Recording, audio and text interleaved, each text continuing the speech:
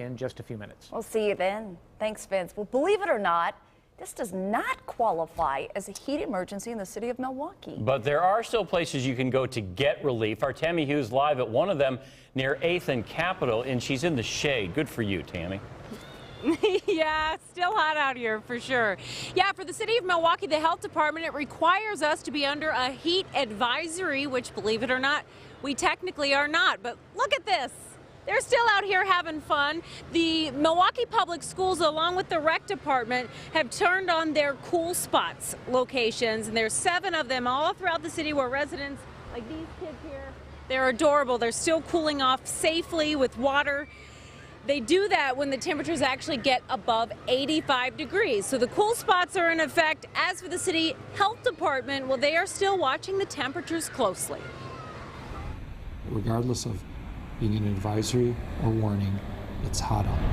The City of Milwaukee Health Department has a plan when it comes to dealing with the heat. Though these temperatures are unusually high, they don't meet the requirements for a technical heat emergency. The heat advisory is called when it approaches 100 for 4 days or more.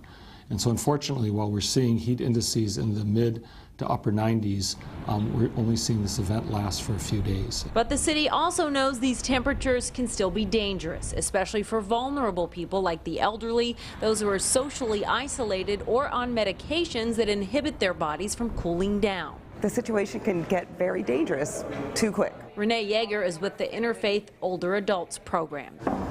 In this heat, they are busy doing checks on people either in person or over the phone. Especially during heat waves and days like today and how it's going to be tomorrow, that daily telephone reassurance call is a safety check to make sure everything's okay. Heart's full, buddy. And they too encourage people to visit public facilities with air conditioning like here at the Wilson Park Senior Center. In fact, for these folks, the heat, as in the temperatures, may be the last thing on their minds. We're all Dwayne Wade fans. Yes. No, the heat outside. Oh, the heat outside. Yeah, that was their answer. I said we were doing a story about the heat, and they said, we love Dwayne Wade.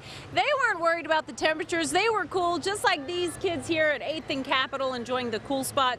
But you know, whether it's Interfaith or the City Health Department, they know that there are folks that are kind of off their radar screen that they don't know about, and that's why they encourage people in your neighborhood to know your neighbors. They say in a time like this is when the city really needs to come together. Knock on the doors of your elderly folks that live in your neighborhood.